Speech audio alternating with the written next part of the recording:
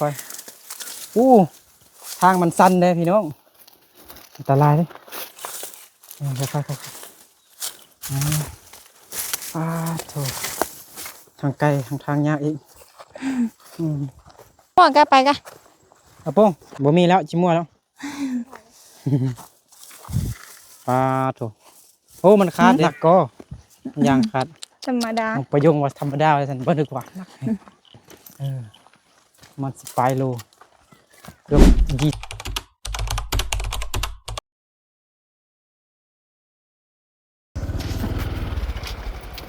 โอ้บ่นึกกับสาวลีไปสะยะมากพี่น้องเนาะพอดีเห็นน้องประยงกับอาโป้งกำลังสิไปสอกฟืนสอกรัวเอ้าไปให้บ่ได้ที่นี่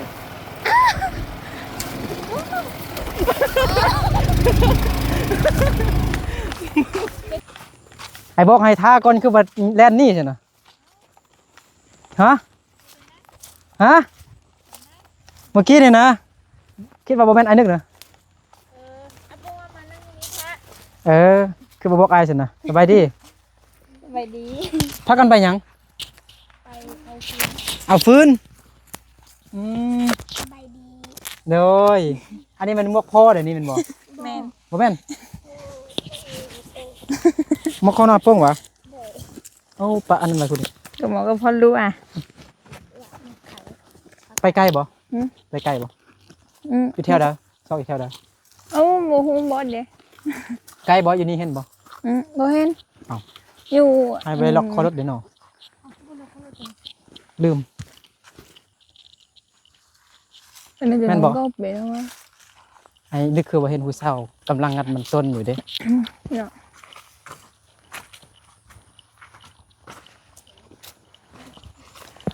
สบายดีพี่น้องเด้อสบายดีอยู่บ้านกิวแคมคือเก่า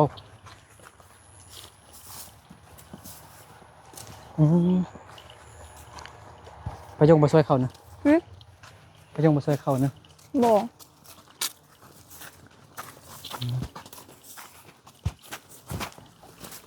บ่แม่นอันนี้คือมันพ่มมันเขาอันนี้ยังไปใส่อันพาอะไรนะดำไปยังปุ๊งปงจุ๊จ้ะเฮ้ยปุ๊ง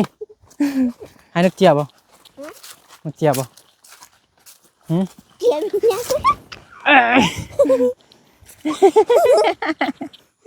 พ่อแม่เด้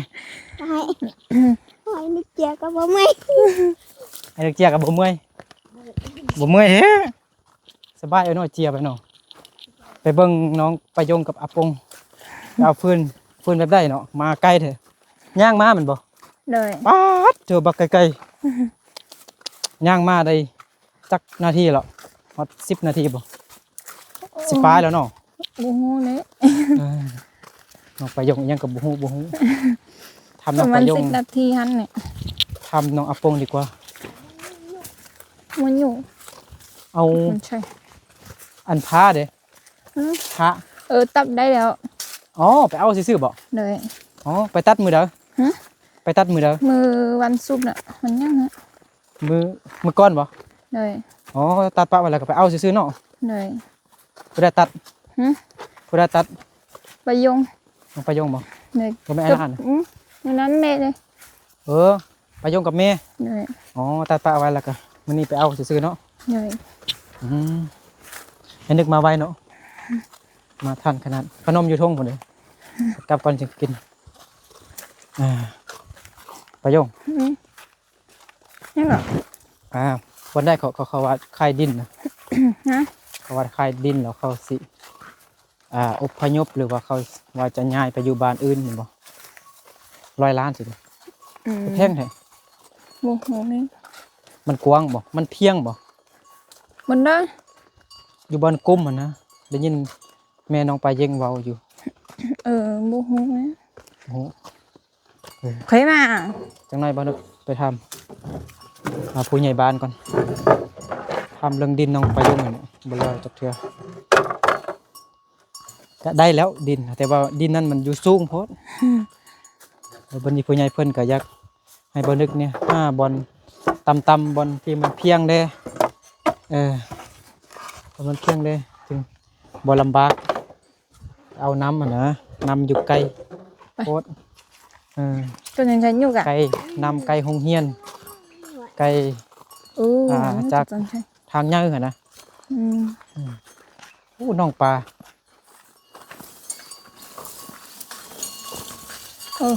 แล้วเฮ้ยพอยังไงเขาเลี้ยงงู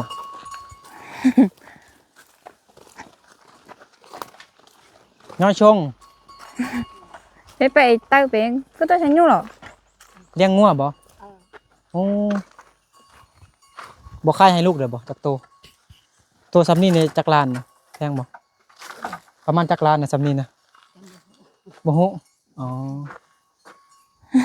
เดี๋ยวบ่ต้องบอกเลยต้องแม่เฒ่าของบ่คล้ายๆคืออันไม่เฒ่าพูดได้ก็น้องอันไอ้เคยถ่ายอยู่นะเบิ่งหน้าคล้ายๆคือบ่เคยเห็นไอ้ดูเท่าล้ำเดี๋ยวเบิ่งก่อนน้องยังว่าเคยถ่ายอยู่นะลืมซื้อแล้วในเดือนนึงเคยถ่ายล้านเคยถ่ายล้านยายน้องหนาแล้วกันนึงเคยถ่ายน้องหนาแล้วกันล้านเราแม่นผู้ใดนะน้องหนาที่มานึกจะนึกเคยบอกก็มันก็คือนั่นแหละคืออันจิบคืออันถ้าเอาอันน้องคนนั้นมาเทียบนี่น้องคนนั้นซื้อยังเหรอไอ้ลืมแล้วเคยทายอยู่นะเบิ่งอันเมทัลนี่คล้ายๆคืออันน้องผู้ที่ไอ้เคยทายอยู่นะตอนนี้นะอันนึกทายอยู่ซะกะยังว่าคุ้นๆตอนนี้คุ้นๆไอ้เบิ่งหน้าเมทัลนี่คุ้นๆอยู่เลยเนาะเบิ่งก่อนนะเบิ่งหน้ากันเหนื่อยใจเกินงามนั่นนี่คือล้านไม่เท่าจักปีแล้วก็ช่วยจังนะจักปีแล้ว60 ปลาย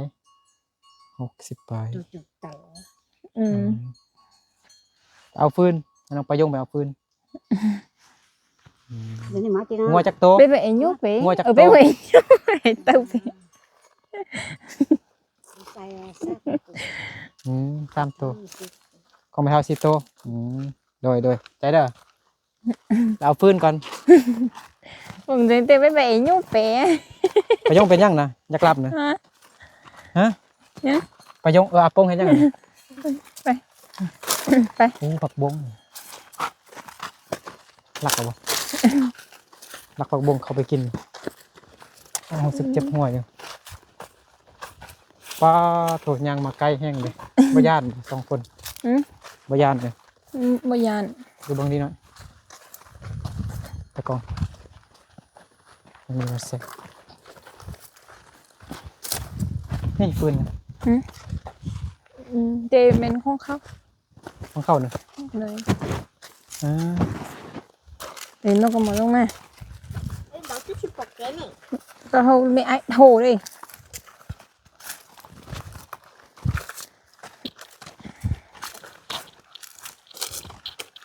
nó mấy cái gì nó chỉ kết thúc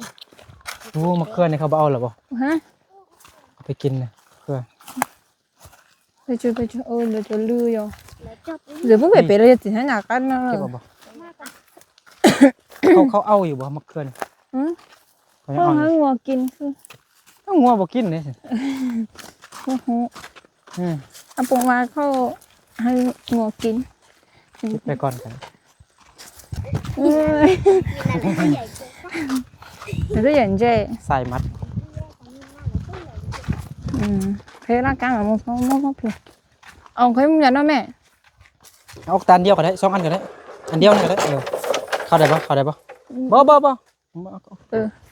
เข้าไปก็ได้นะลูกไปgầnก็ได้ฮะเอ้าบ่คือคิดออกมาแล้วทางไหนแล้วคิดว่าลีออกมาแล้วมันยากหาเพิ่นเอาอันต้นลำมันต้นนี่ไปปลูกต่อเพิ่นคือว่าจุดทิ่มยังไกลบ่นี่เด้ฮะอยู่นี่นี่นะ อ๋อไปรักของเขานะ บ่ของอา ใช่ก่อใช่บนนะ ให้บนมันเดยหันนี่ อ๋ออยู่บนบ่ได้เห็นบ่ เลย อืม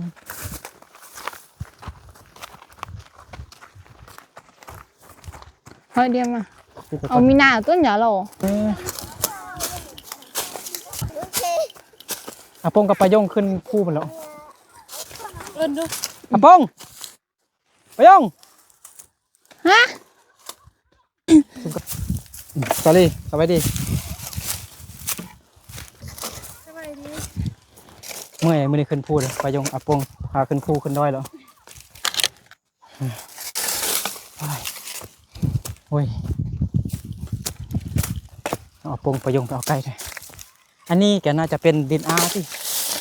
ส่วนบางเดือยนะส่วนบางเดือยอาอัดจ้ะ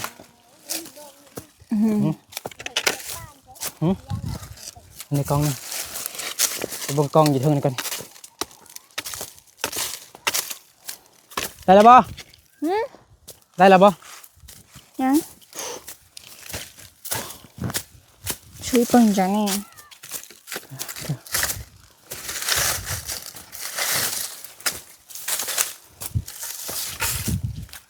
ปองเมื่อยบ่ปาโถย่างมาเป็น 1,000 เมตร 1 กิโลเมตรกว่า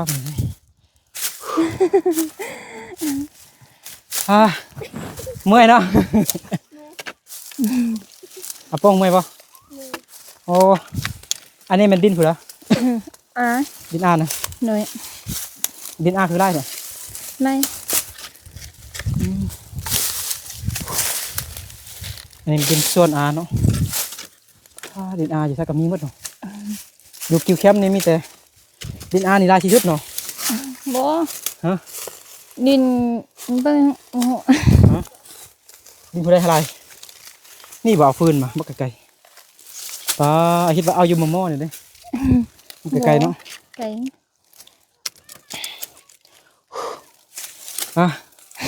เมื่อยแฮง แม่ช่วยตู้น้องก็มาลิขิตกันหรอเราคือสตอกันเลี้ยง อาปงเป้บ่อาปงเป้บ่ บ่ แต่อาปงปะยง เลยอ๋อ อาปงมาส่งไว้ซื้อเนาะ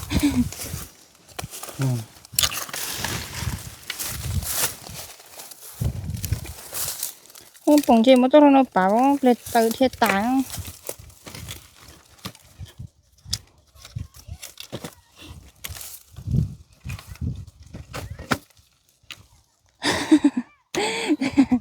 อีจะช้าสันเลยนะ ให้เอลี่บังแดดฮะ นะ ให้เอลี่บังแดดฮะสาวน้อยนี่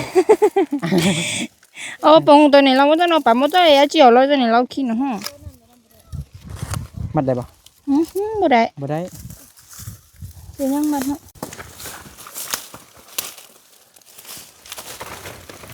ได้อยู่บ่เดี๋ยวได้อยู่บ่อาปงปะยง โอ้ปงแค่จะนึ่งโฉดเท่า โอ้หนักเลย ฮะ หนักเลยเธอหนักเลย ไปนะ เปลี่ยนไอ้กันได้จังไงอาชีพเปลี่ยนสวยอาชีพเปลี่ยนสวย คืออย่างนึกว่าฉันรถนั่นเลยเลยอ่ะไป ไม่ยังก็ ฮะ ไม่ยัง โอ้คนนี้ทุกคนอะไรจ้ะ ฮะ นี่มันอันนี้ มันเป็นยังก็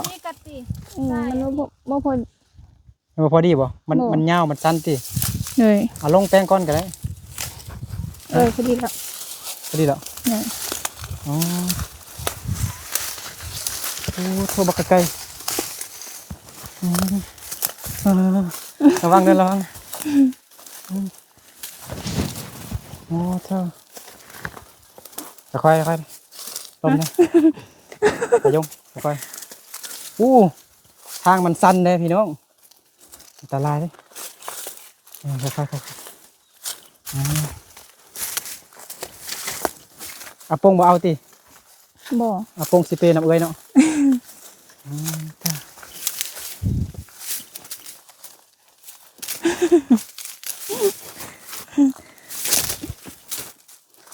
ระวังเด้อ ตากล้องก็สิระวังแล้วบัดนี้อืม อู้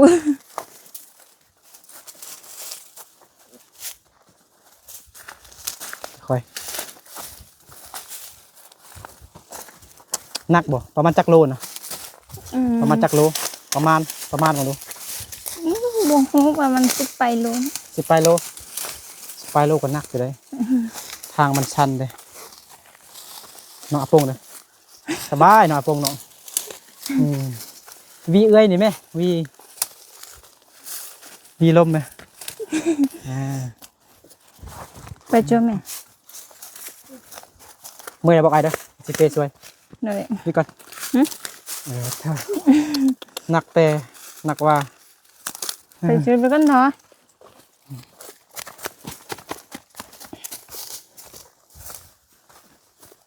โธ่ ช่วยๆไปได้กี่มาตัวเอด้วยแม่ยอ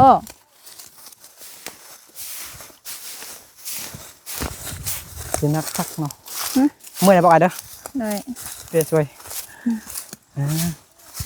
เมื่อตี ยัง ยังอยู่ มืออื่นสิมาเอาอีกก็ได้ มื้ออื่นเอาอีกเนาะ เลย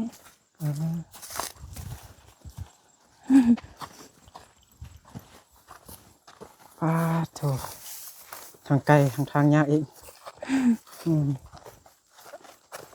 อาปงยังไว้ ไปจอได้นี่เลยก็ เอลี่ไปยังเอลี่ไปรักของย่างเขานะ เขาบ่เอาเลย ฮะเขาไปเอาแล้วเนาะ บ่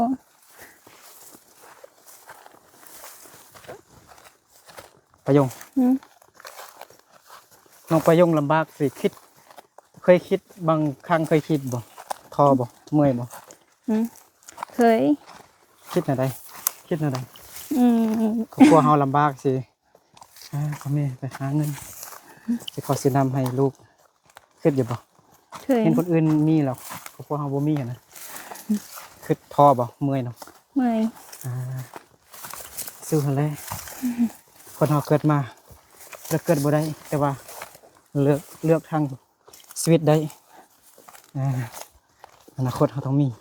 จะสู้นะต้องท้อต้องตั้งใจอดทนผู้ใดสิว่าหยังก็ตามเนาะ เลย กินข้าวแล้วบ่ หึ กินข้าวแล้วเนึง กินแล้ว กินหยังกับข้าว กินผัก กินผักหยัง อืม ผักกาด เลย ไอ้ซื้อข้าเป็ดให้เด้หาข้าไก่ อืม เท่าน้อยตอนแรกก็พากันกินไปลาไปให้แล้วบ่ เลยไปแล้ว ไปลาไปแล้ว เลย เมื่อแรกนี้ผู้ใดสิมานอนนำ บ่ฮู้ แม่บ่ บ่มี มาให้ดิ จริง ฮะ น้องโดนส่งกันน้องเกียบ น้องเกียร์ บ่ น้อง มา เกียร์กับน้องโดยชง เดี๋ยว ยังมารถมายังมารถเป็นยัง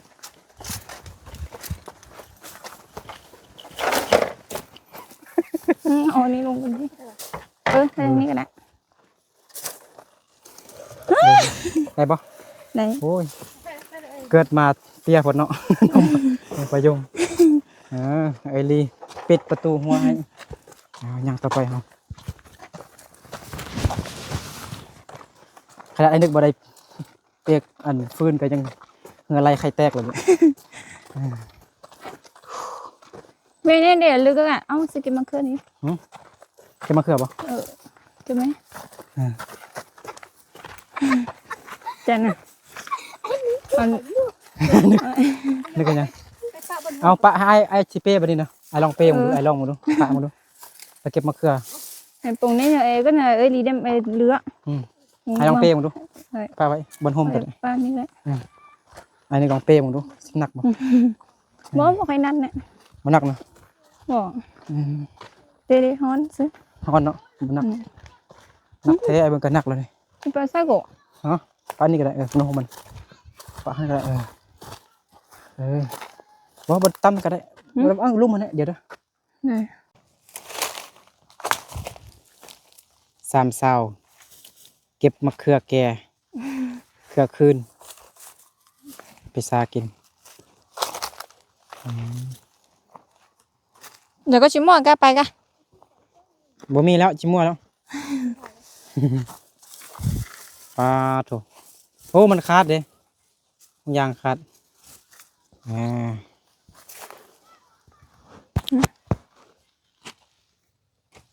วันนี้บ่นึกลองเปย์มึงดูสิได้บ่จับมึงดู เอาฟองหัวแล้ววันนี้กันไอ้นึกเปย์อันฟืนเนาะ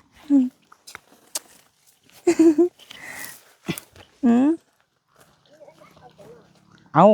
าจนเนาะ เอาเนาะเอาช่วยดิ ประมาณ17-18 โลนี่พี่น้องเนาะหนักโธ่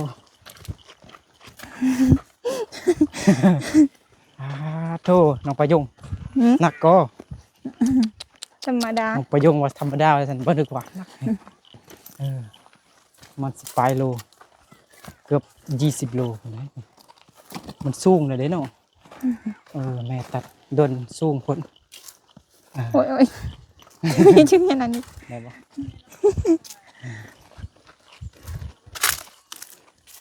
โอ้เด็กน้อยกลับแล้วเด้ เขาไอ ฮะ เขาไอ อายยังอายเขาอายบ่ เขาไอนึกไทยดิ ไอ้ไทยคลิปแล้วพี่อายน่ะเล่นโอ้เอารถมาฮอดพี่เด้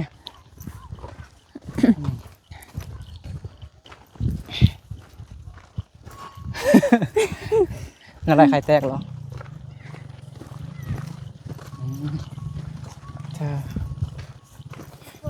còn cái chỗ này không ấy rồi đi โอ้อยู่นี่ก็มีน้ำสร้างเลยเนาะ มีน้ำอยู่ดิ bố một men ฮะ อันนี้เขาเห็ดให้งัวกินซื่อ เขาเห็นในงัวกินสิบ่ ๆนี่มีเยอะเที่ยนอาหารเลี้ยงเดี๋ยว โอ้จนบ่ได้เปฟื้น ก็ เลย ชอบ บ่ ของ นึกก็เลย เที่ยนไทยเราตีนะ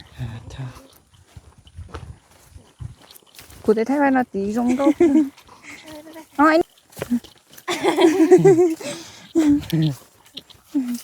สบาย mình theo đánh giả ได้ เรียก อยู่1 กิโลเมตรพุ่นน้องไปโยงกับอาปวงมาเอาฟืนจากเงินมาบอนที่เอาฟืนนี่ได้อยู่1 กิโลเมตรพี่น้องระยะห่าง mình lò liếc là nhân chế phí ôi ôi chị ở gia phong trả lại ham tôi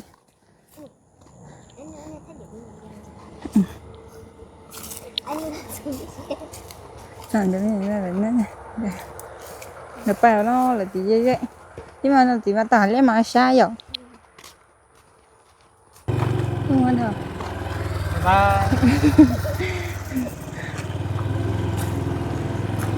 ย sai rồi này con ăn cái chưa hết chị mày cái chưa hết chị bye bye chị ô cho giờ này sống bún lẩu cơ ฮะเบิ่งกล้องบ่ต้องเบิ่งหยังอื่นสิไป ảnh nhau con nè ยังไม่เข้าตาบ่นึก con cái mắt mất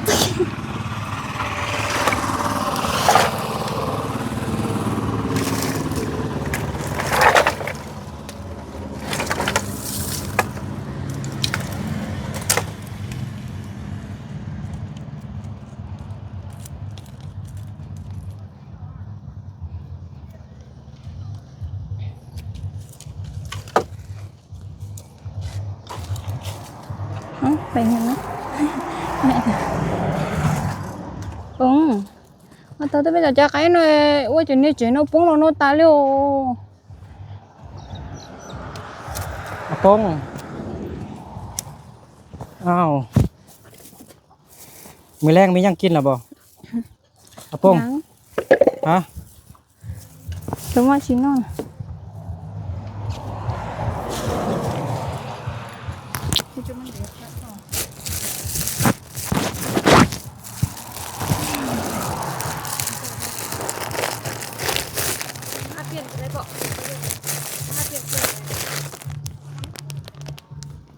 โยงบ่ฮาเป็นเชือกเป็นธรรมศาสตร์ อันนี้คาไก่เด้อกินมื้อแรงเด้ออ้าว ขอบใจเด้อ เด้ออ้าวขนมโออิชิบ่แม่น มันภาษาจีนบ่ได้อ่า มันจะได้หลังจากนั้นของจีอยากไป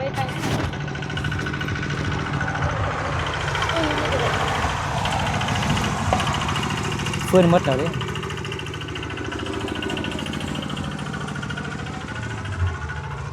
เมื่อยบ่แอะขอบใจขอบใจโอ้เมื่อยมาซั่นตัวเองบ่ได้เปกฟื้นแน่เนาะมาละล่าซื่อ เอาปงไปเยี่ยมกัน นี่ตั้งใจกันมา ๆฮะ เอาปูไปเหี่ยวกัน ไปครอบผู้ได้ก่อนฮะไปไทยเบ้าไทยนักกับมาครอบก่อนน่ะอนุญาตก่อนหรืออ๋ออืมปลาเบิ่งไก่เคลียร์ที่หน่อยนี่นะเบิ่งโอ้ไก่เคลียร์หลังคาเฮือนน้องปลายง ใครนั่งคิดดูแล้วปอง หลังคาโปดหมดนี่ทางนี้ก็โปดหมาแล้วนี่ฝนตกมานี่อีกบ่โดนนี่มีอันมักแฮบตกเลย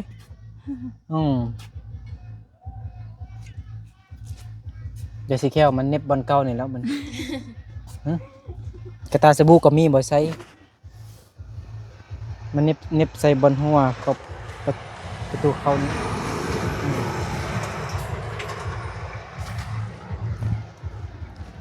มื้อนี้บ่เห็นน้องไปยังไข่มันแก้วซะปิดห้านแล้วติ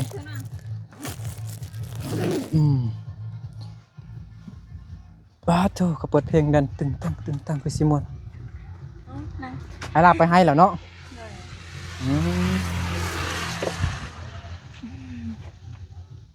แล้วน้องประยงนี่จักปีก็8-9 ปีแล้วนะ10 ปีพอเว้ามันนั้นมาจักปีก็ ก็10 ปีก็90 ปีเขาส่งเดี๋ยวก็จะอยู่ปีหน้าจะลงแล้วนี่ก็อันนี้เราจะเกิดขึ้นจริง เอานั่งพักผ่อนก่อนเอ้ยเล็กกินน้ำแล้ว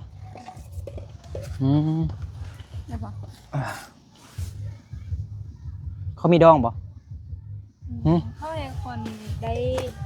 เพิ่มมั่ง โอ้ได้พักไหมบ่พักผ่อนก่อนว้ายพักผ่อนก่อนจึงกลับบ้านก่อนใช่ วันนี้ไปบ้านมาพี่น้องเนาะไปบ้านเนี่ยไปบ้านห้อยพ่อมามื้อนี้นะไกลห้อยเสงี่ยมไปไอ้ลูกไปอันนี้ก็ไปน้ำปุยนะ ไอ้นะ ไอ้นี่ว่าไอ้นี่ไปน้ำปุ๋ยอะปอง ไอ้บ่ได้ไปไอ้พอดีนัดพ่อแม่ไอ้กินข้าวกับพ่อแม่อยู่บ้านผมบ่ได้ไปน้ำปุยซั่นด้วยผู้นั้นที่แซดหาไอ้นึกก็ให้แล้วเห็นไอ้นึกว่าซั่นเด้อจริงนะ เด้อแม่งมันยังน่ะ จริง มันคันได้ เนื้อ ยุงผมเป็นยุงไหนเบิ่ง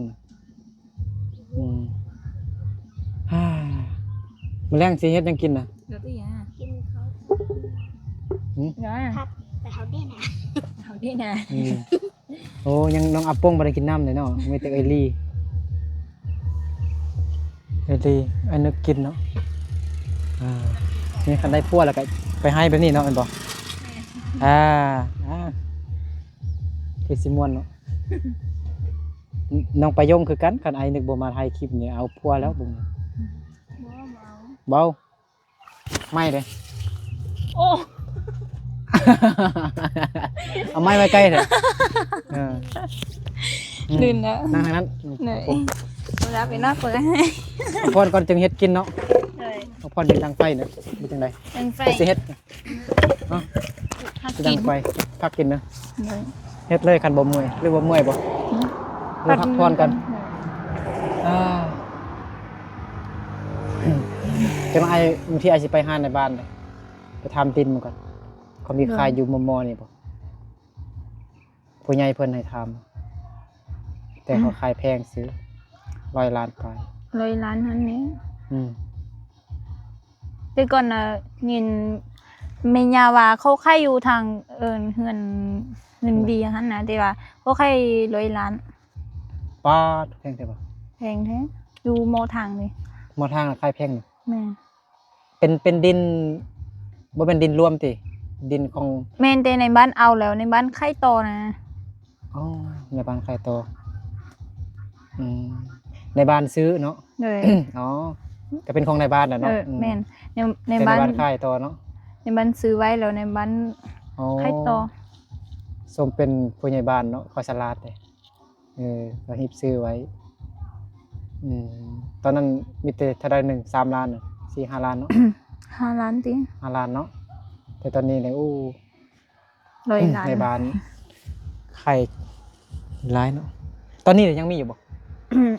บ่ฮู้ตอนนั้นแต่ก่อนน่ะยินเขาเว้าเรื่องเพตอนนี้น่ะบ่ฮู้ อ๋อคันมีเราจะไปซื้อปันมีเงิน ปันมีไปซื้อ ไปซื้อ 100 ล้านว่าง่ายๆเนาะอันนึกถึงเลขก่อน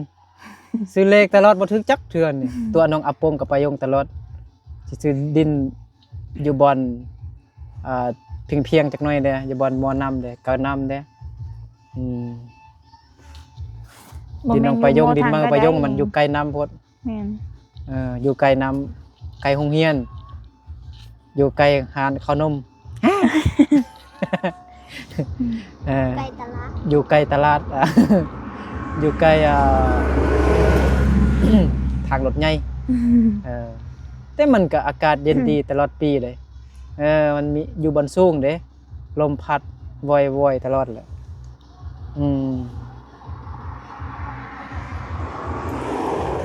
แล้วอาปงอยากอยู่บันไดตอนนี้นะฮะ บ่ฮู้ อยากอยู่บันนี้บ่ คือสัญญาณ อยากอยู่บันนี้บ่ บ่ ดินนี้บ่ขายบ่ บ่ บ่ขาย บ่ จักรานก็บ่ขายเนาะ บ่ สิให้ลูกเนาะ เลย ให้ไอ้จงก่อนติ บ่ไอ้จงอยู่ไส ไอ้หัวไอ้จงอยู่บ่ฮู้ว่าทางนี้ไปได้บ่ฮู้บ่ได้ ไอ้จงอยู่ต่อไปนี่บ่ เลย ลูกชายของอาเนาะ เลย มีจักคนน่ะลูกของอาน่ะ4 คนอ๋อเพราะดินส่วนก็หลายเนาะดินเฮือนก็หลายแต่บ่แบ่งให้น้องอาปงปายงเลยเนาะ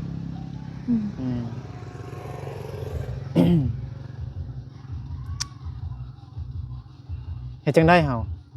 จะเป็นแต่อยู่ยอดเขาเนาะแต่อยู่บนสูงๆแล้วเนาะเฮาเนาะอากาศเย็นดีเลยเนาะอาปงเนาะอดเอาเนาะตักน้ำมาเดือนหนึงลงมาตักน้ำเทื่อนึงถ้ามีรถซิ่งกับใครแดนเนาะตางเอาตางไปแล้วก็ใส่ตุกน้ำไว้ตุกใหญ่ๆไว้ซื้อตุกใหญ่กว่านี้ถ้ามีรถซิ่งกับใครได้มีแต่จ้างรถซิ่งเข้าวันมีแต่ใส่น้ำมันรถใส่รถซิ่งของอาต่างไปเป็นฟรีง่ายๆ ต่อสายตัวโย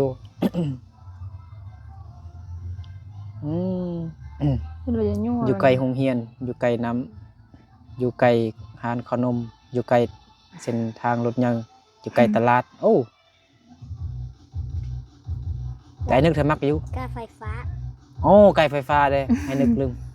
น้องอาปงว่าไกลไฟฟ้าได้ว่าซั่นบ่ไกลดอกคันเฮามีเงินน่ะไฟฟ้ามีเงินแล้วบ่ไกลน้ำก็คือกัน ต่อไก่ เอาต่อไกลเนาะบ่คันมีเงินน่ะบ่มีหยังอุปสรรคจักอย่างบ่มีหยังยากจักอย่างคันมีเงินอาปงบ่ช่วยซื้อห้วยซื้อเลขนำไอ้นึกเลยไอ้คันไอ้นึกบ่ถึกบางทีอาปงถึกเลข6ตัวนะ อาปงบ่มีเงินซื้อ มีแต่บ่ บ่เอง ฮะ บ่มีหันไข่เละ อ๋อเขาบ่ขายเลขบ่อยู่บ้านนี่เขาบ่ขายเลขบ่ บ่ใคร อ๋อฮัลโหลเอลี่สิเลขนำแด้นำอื่นนำจันเด้โทรหาเอลี่ซื้อนำเอลี่ก็ได้มื้ออื่นเลขยังออกเลขยังมื้ออื่นน่ะโตมันยัง เละคอย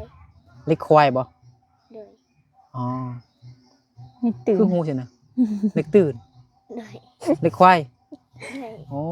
ควายนี่89 ซุนก็สิก็เป็น 098949แท่น่ะคันบ่ถึกเด้ มาคือเด็ก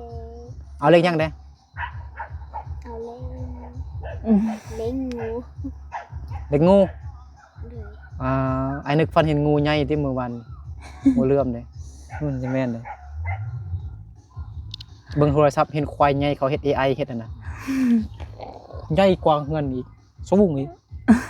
บ่แม่นไอ้ฟันได้ไอ้เห็นอยู่อันเขาเฮ็ด AI อยู่โทรศัพท์น่ะ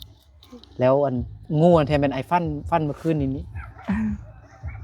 เมื่อวานนี้ตัวใหญ่แฮงว่ะบอดมันไปไล่อายนะนำขึ้นกกไม้ไอ้ขึ้นกกไม้มันก็นำฟันหายเมื่อคืนนี้มื้ออื่นต้องเอาเหล็กควายกับเหล็กงูนี่แหละลำเนาะเอาปงเบา ใช่เลยจะต้องมา เอาเฮ็ดกินมานี่นะ thì cho tôi ai thì đó nó một này หรือว่าป้าเอาไว้กินมื้ออื่น ừ หรือว่ากินอันซีนก่อน cùng ai cho ngay กิน nữa đi ขาไก่กันก่อนเนาะขาไก่นี่ก็ให้กันเนาะkinh đi con cái đấy มันยังเกาะ áp bông ai kinh khao nằm áp bông กับเอ้ยลีกินเขานำอาปุง กินเนื้อ กินไก่ กินข้าวไก่อันนึกสิตกเหี่ยวออกเขาว่าไอ้ซื้อมาให้น้องแต่ว่าไอ้กินนำเลยไอ้เขาว่าตกตกเหี่ยวตกไปยังกับ บ่เป็นย่าง หืม บ่เป็นย่าง เป็นแท้ บอก kinh nằm cầm trên xe กินเลยผักกันกินเลยไอ้นึกสิไปหาเอ้ยลาก่อน rồi ผักกาดเตอะกินมื้ออื่นเช้าเด้อ rồi เมื่อคืนนี้บ่มีไผนอนนำแล้วตินอนผู้เดียว2คนซื่อๆเอ้ยถ้ากันเฮ็ดกินนะ rồi ดังไฟไปซื่อๆก็ได้มื้ออื่นจึงเฮ็ดกินก็ได้กินขาไก่อันก่อนบ่หมดติขาไก่ใหญ่อยู่ kinh bông mất โอเคไอไปหาเวลาก่อนเด้อ rồi โอเคพี่น้องอยู่ดีแม่งบ่สุขสุขคนมื้อนี้ก็ไปมาดูปัสยะมาเจอใส่น้องอาปงกับปายงกำลังไปเอาฟืนน้องออกไกลๆพี่น้องเนาะก่อนกลับบ่นึกกับเซาลีก็เก็บมะเขือคืนแก่เลยไปสากินพี่น้องเนาะมื้อนี้ก็มีแต่ซื้อขาไก่กับขนมตอนน้องอาปงanh đượcคือเมื่อกี้เห็นอาปงกับกับยงวะ ฮะ คือเมื่อกี้ เอาไอ้ฮู้ว่าทางนั่นไปทางไปอันส่วนน้องเอียเด้ไอ้ก็ยื้อเบิ่งจังซี่แหล้วพอดีเจอใส่ย่างไปโอเคเอาอาปงบ๊ายบาย FC เด้อกลับก่อนเนาะโดยบ๊ายบายอาปงปายง rồi บ๊ายบายเจอกันใหม่ Bye. เนาะไปหาเวลาก่อนโดยบาย